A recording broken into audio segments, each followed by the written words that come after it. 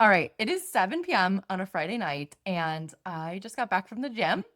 I changed into my pajamas, and I am here recording a podcast for you because I cannot stop thinking about this client that I coached today, and I just wanted to share it with you so much on this podcast that there's nothing else I'd rather be doing on my Friday night than be podcasting with you and hanging out in my room. So, I am going to talk to you about this client and what we coached on today because I know so many of you can relate where you want to give up dieting, but you are absolutely terrified of gaining weight. Okay. So, if right now, where you want to become this natural, intuitive, confident eater, but you are so scared that that means you are going to be at your current weight or you are going to gain more weight. Now, the first mistake that people's mind is making when they make this assumption is that you can only take one of two paths. You can either take the natural eater path or you can take the weight loss path, and you now have to choose which one you want to choose and be on. That is a thought error.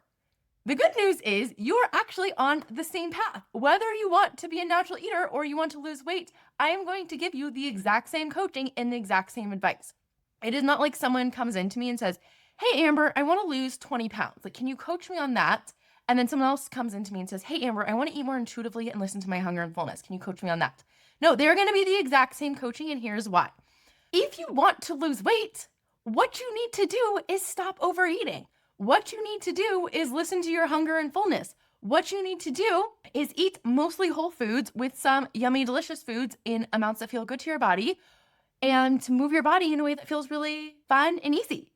That is going to be the same either way, but I don't know where people get this idea in their heads that I'm either going to lose weight or I'm going to have food freedom, because these two things are not separate. They are one of the same, and that is really good news. Now, if you have been dieting for a while and you're just so nervous of what happens if I listen to my body and I keep gaining weight, or what if this is my natural set point weight and I'm just here forever? And to that, I want to tell you, my friends, I know how scary that is. I have been there too, where I was much heavier than I am right now. And I was absolutely terrified that I was just gonna have to accept my body and be there forever. Now, you do wanna love your body and you do wanna be kind to your body throughout the whole process. But when you are binge eating, you are not at your set point weight, okay? Because you have been binge eating. That is not the weight that you were meant to be at forever. That is a weight that is much higher than your natural weight. So you can only tell me I am at my natural weight once you have been listening to your hunger and listening to your fullness for at least a couple of months, 90% of the time. We're never going to be perfect eaters. I do not listen to my hunger and fullness 100% of the time perfectly. But if you are overeating right now frequently and binge eating, I promise you, you're not at your natural weight, which is very good news. Let's take a minute to remember too that what got you into this mess in the first place was dieting. If dieting had worked by now, you would be happy and healthy and at your natural weight, and you would not be listening to this podcast with me. So remember that dieting is not working for you. You need to try something new. And if you have told yourself, but I've tried intuitive eating, but I've tried listening to my body and it didn't work, you probably didn't have the right support. You probably didn't have the right mindset. You weren't doing the internal mindset work. You were just trying to do things. You were just trying to action your way out of it without looking at the underlying thoughts. So that's not going to work. But you haven't actually tried listening to your body if you've been overeating. If you say, well, listening to my body didn't work and I gained weight the whole time, that's because you weren't listening to your body. That's because you were still listening to your urges and you weren't stopping at fullness. Sorry, this might be kind of a tough love episode, but I'm on fire and I need to tell you guys these things before I end my workday officially and start my weekend. Okay, so the other thing me and this client talked about was I'm so nervous to eat things like chips and cookies and candy because I don't think I'll be able to lose weight if I do. I think that in order to lose weight, I'm going to have to be good all the time. I'm having to take the hard path. I'm going to have to give things up. How many of you have thought that before? I know I sure did. That if I was going to lose weight, I was going to have to eat the boring chicken and broccoli all day long, and it was going to be no fun. And I didn't want that. And here's the good news. You don't have to do that. You know why? Because there are examples all around the world of these people who are the calorie counter crew, we'll call them. And the calorie counter crew is telling you you can eat donuts all day long, and as long as you eat less than your body needs, you're going to lose weight. And that is the truth. Plenty of people lose weight eating donuts all day, or at least some donuts in their diet. They lose weight eating desserts.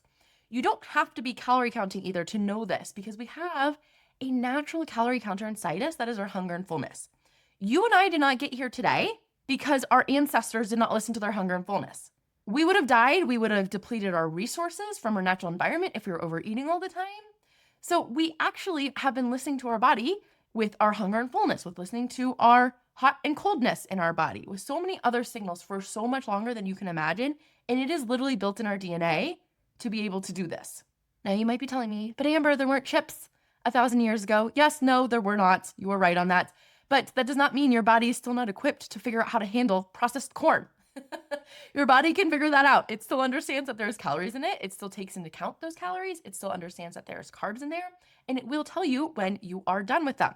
And if you feel like, well, I eat all them and then my body doesn't feel good after, that is information from your body letting you know that amount of chips does not feel good to you. And we can use that information to say, hey, my body does have that wisdom.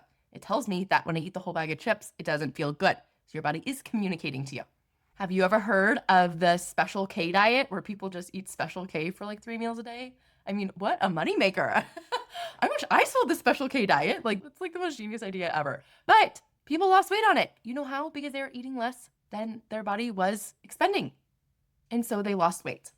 In my journey, I lost about 30 pounds eating dessert every freaking day. Yes, eating dessert. And you know how? It's because I healed my relationship with food. It's because I stopped telling myself that dessert was poison and was going to make me fat every time I ate it, because when I did that, what happened was I went into all or nothing thinking. And I said, screw it, I'm being so bad. Oh, I just want the dessert. I'm going to be bad all week now. And then I would binge 2,000 calories of dessert and I would end up so much heavier. And so when I learned how I could just eat these foods in moderation, which I teach you how to do in my Confident Eater program, I teach you how to include these foods in a very slow, controlled way that you are going to use your body to decide how much feels good. You're also going to learn how to dismiss your urges around these foods, so you're not listening to your lower brain and your habit brain around these foods. But when I did that process, I was able to literally change how I interacted with these foods, and then I was able to have them in moderation. I promise you it's possible. Me and hundreds of other clients have done it. Go listen to some other testimonials if you want some more stories around it. But I know that you know logically, yeah, I can have these foods, these processed foods in amounts that feel good and lose weight, but sometimes our diet brain gets in the way. And what I want you to do is I want to take any other dieting thoughts that are coming up for you today, and I want you to put them in a box and store them away. And if in 6 months from now, you really give it your all by doing my methods or joining the Confident Eater program, and if by the end of it, you were like, this is just absolutely not working, you can pull up those diet thoughts and try again. Sometimes it's helpful to just tell our brain, hey, if we want to go back to thinking these foods are bad and unhealthy and restricting them, we can. We can do that, fully giving yourself permission for that.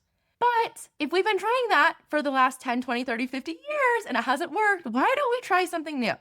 Why don't we try a different approach? Why don't we take the leap to learn how to trust our body? And again, I recommend doing this with guidance because, my friends, I listened to a lot of podcasts too. I read so many books. I watched so many YouTube videos, read so many articles online, and it didn't help until I got a coach who could target my brain and help me do this. Okay, so I can help you with it too. All right, anyways, this is the end of my rant today, but I just want you to know that dieting is not the only solution, and is definitely probably not the solution, and that you absolutely can lose weight on this natural eater journey. And I guess before I log off, I will tell you too, I don't think it's helpful to make weight loss your main priority, because then you're obsessing over a number on the scale that literally does not matter that much. What matters more is you feeling happy and healthy and having your dream eating habits. Imagining waking up in the morning and not feeling heavy because of your binge last night. Going into a restaurant with friends feeling calm because you're not worried about what's on the menu because you know you can just eat anything in moderation. I went out to dinner with my family to Mexican the other night and I had like 3 chips because I genuinely didn't want them. That was not the case before. It was not always like that. But I just wanted to save my hunger for the meal. I was so excited for the meal. So you don't need to choose between, do I want to be a natural eater or do I want to lose weight? Focus on your natural eating habits, and I promise you, your body will end up where it's supposed to be. Trust yourself, trust your body, because that is the way to permanent, long-lasting food freedom. All right, my friends, have an amazing rest of your day. I'm going to go enjoy my weekend. I'm going to go skiing this weekend. It's going to be so much fun, and it's going to be even so much more fun because I don't have to worry about food. And this is possible for you too. I 100% promise you. Okay, love you guys all so much. Bye.